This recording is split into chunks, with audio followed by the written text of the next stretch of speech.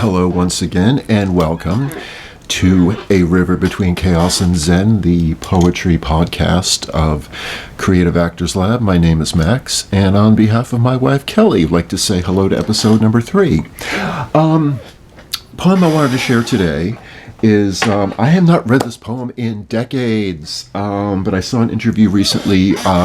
Stephen Colbert, or just saw a snippet. Stephen Colbert was speaking with Anthony Hopkins, and at the end they read pieces of the poem, The Love Song of J. Alfred Prufrock by T.S. Eliot.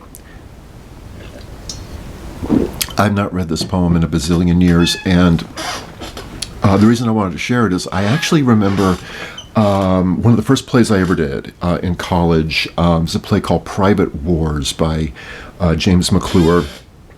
I played a character called Gately, and it was probably one of my favorite parts I've ever played. But in the play, it's about 3 Vietnam veterans who come home, and it takes place in the 1970s. They come home after Vietnam, and they voluntarily check themselves into a mental institution. These 3 very diverse personalities meet under those circumstances, and it is brought up over the course of the play, the Love Song of J. Alfred Prufrock, and it sort of weaves it in and out through the structure of the play, but this poem's about a lot of things, and as I will say, I am no scholar, I'm no expert on this or anything, quite frankly, and there are people out there far more educated in these things than I am.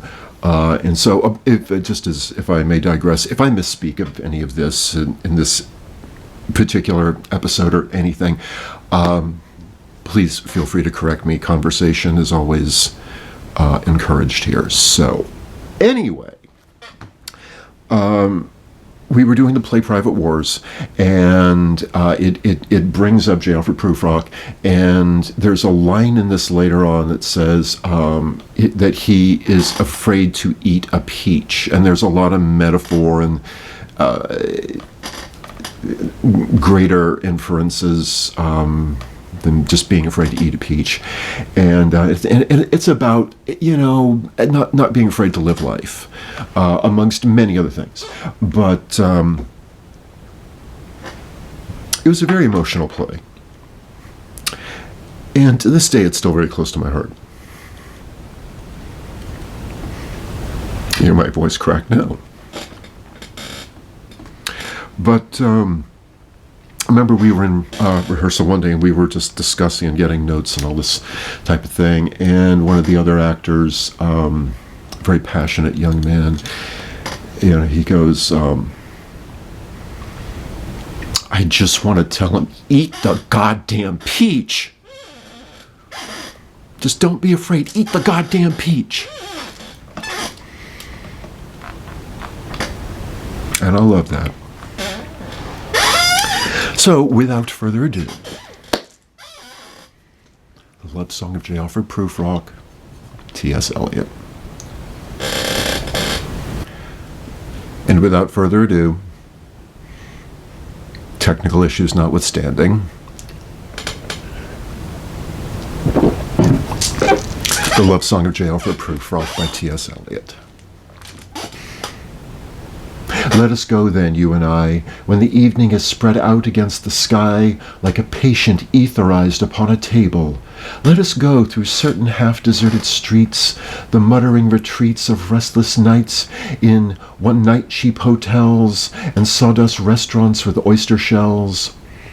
Streets that follow like a tedious argument of insidious intent to lead you to an overwhelming question. Oh, do not ask, what is it? Let us go and make our visit.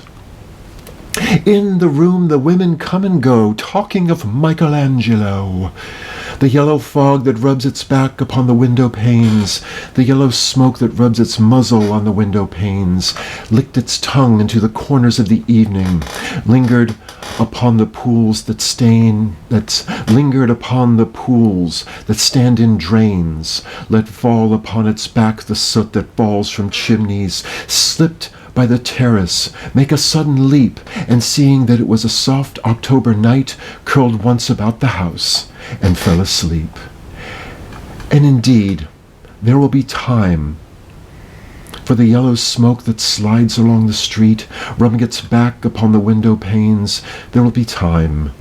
There will be time to prepare a face to meet the faces that you meet. There will be time to murder and create, and time for all the works and days of hands that lift and drop a question on your plate. A time for you and a time for me. A time for 100 indecisions and 100 visions and revisions before the taking of toast and tea.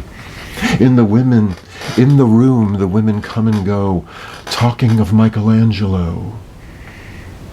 And indeed, there will be time to wonder, do I dare and do I dare? Time to turn back and descend the stair with a bald spot in the middle of my hair. They will say, how his hair is growing thin. My morning coat, my collar mounted firmly to my chin, my necktie rich and modest, but asserted by a simple pin. They will say, but how his arms and legs are thin. Do I dare disturb the universe? In a minute, there is time for decisions and revisions, which a minute will reverse. For I have known them all already, known them all. I have known the evenings, mornings, afternoons. I have measured out my life with coffee spoons.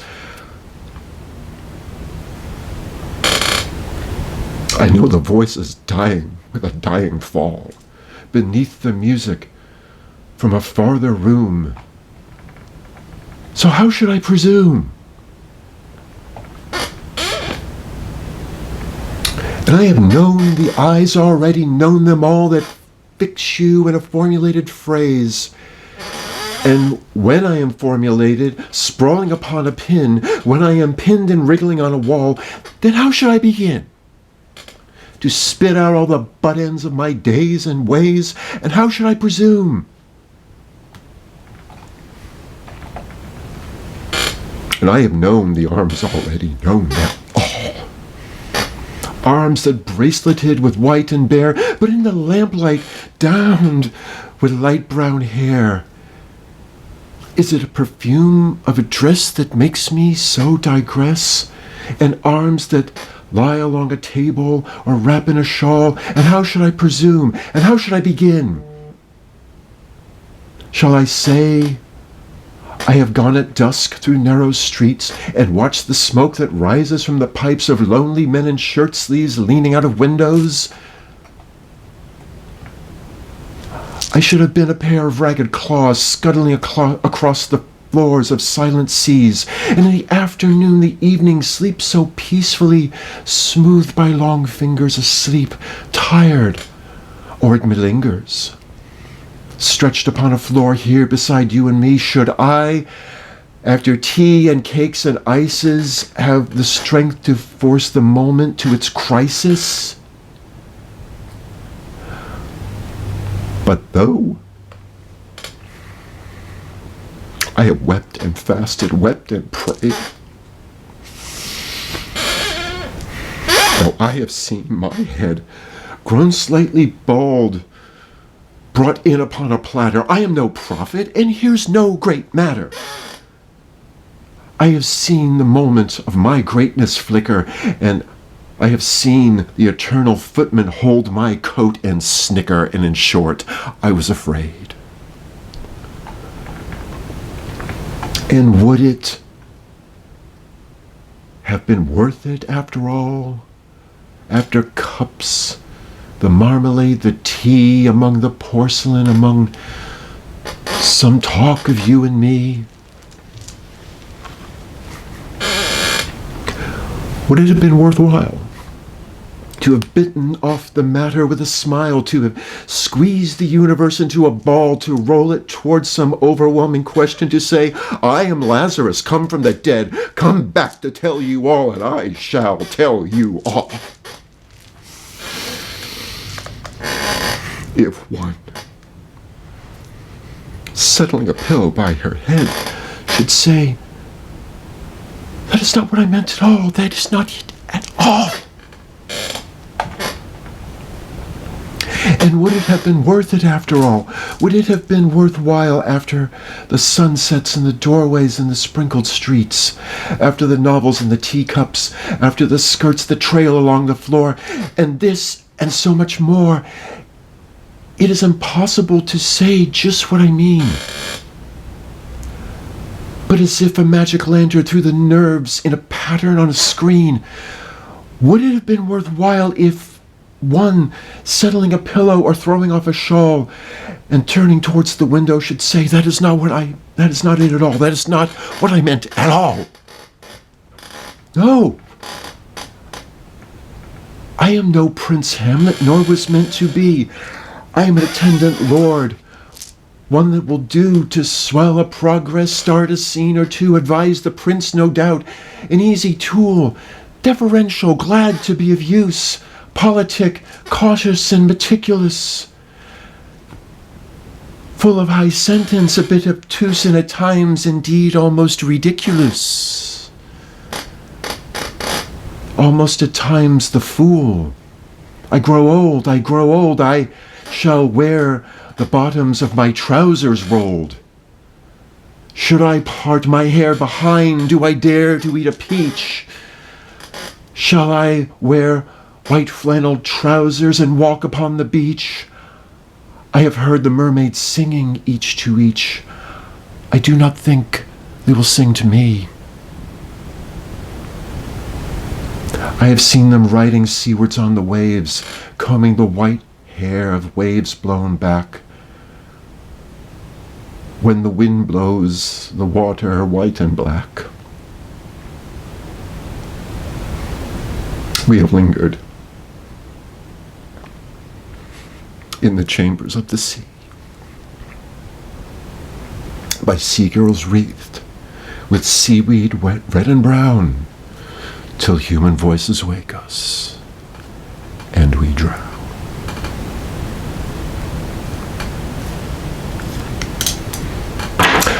I cannot believe I made it all the way through that son of a bitch without crying.